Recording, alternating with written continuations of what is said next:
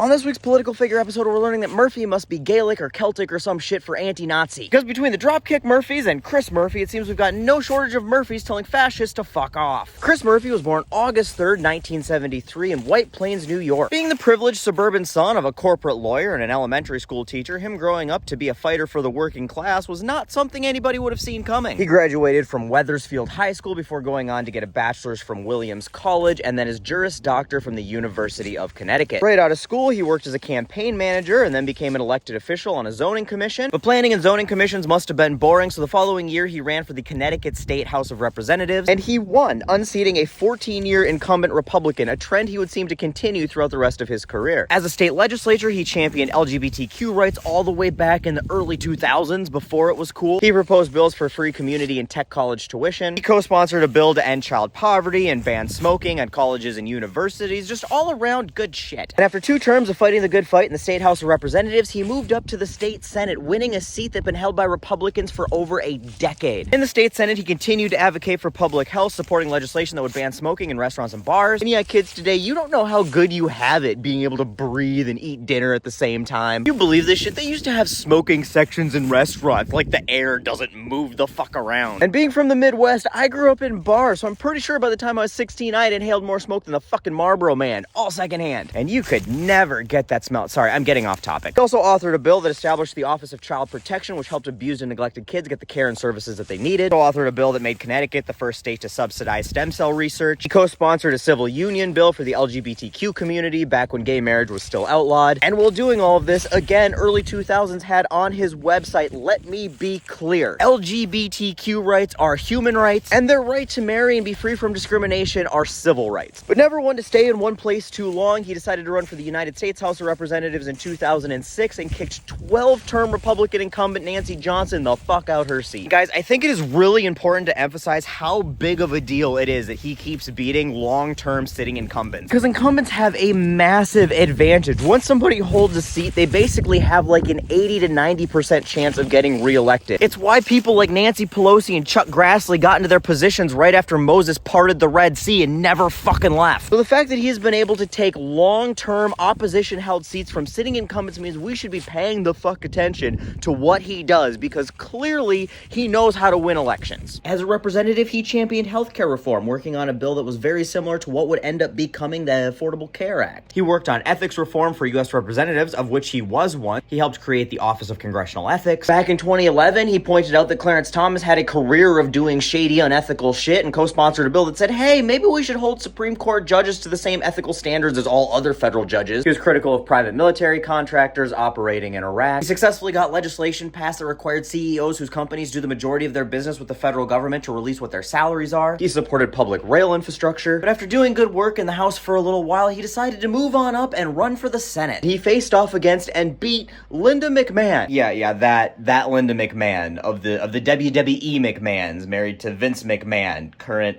Secretary of Education Linda McMahon. Guys, the current Secretary of Education acted in and ran the World Wrestling Federation. We are living idiocracy in real time. And I miss so much when that movie was funny. Anyway, Murphy beat her in a landslide because at the time, hitting people with folding chairs wasn't a political qualification. But times change. As senator, he has walked 236 miles across the state of Connecticut to talk to constituents and hold daily town hall meetings. He has advocated for women's rights, for LGBTQ rights. He's voted to block funding any more weapons to Israel. He's condemned Israeli settlements in Gaza. He sponsored legislation to support American jobs and encourage the United States government to buy more American products. He's criticized the United States of being complicit in war crimes in Yemen. He's never hesitant to take the Captain Obvious position of reminding people that Russia is not our fucking friend. He's been an ardent supporter and defender of the Affordable Care Act, while also arguing for a public option in healthcare. He supported immigrants' rights and has supported limiting ICE's authority. He's been an outspoken critic of Trump, and after January 6th called for his immediate removal from office and prosecution. He just seems to be on the right side of everything, and as of late, while AOC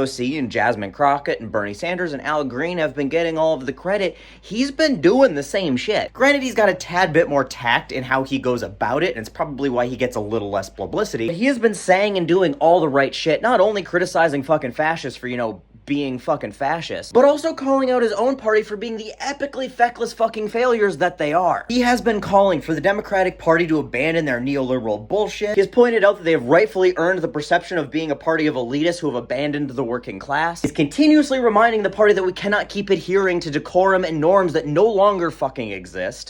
Chuckle fuck Schumer. And he's pointed out that our loss to the dumbest people who have ever walked the face of the fucking planet shows that the Democratic Party needs a top-down restructuring. The party needs to get its shit together and embrace left-wing populism as an antidote to right-wing extremism populism. Which is what we've been fucking telling you guys for fucking ever. Anyway, these are the types of voices and the type of people that the party and all of us need to be listening to. And we need to be giving a ton of credit to people like Murphy who are trying to dropkick some sense into the Democrats. Because God knows that Chuckles, Pelosi, and Schumer are not fucking it.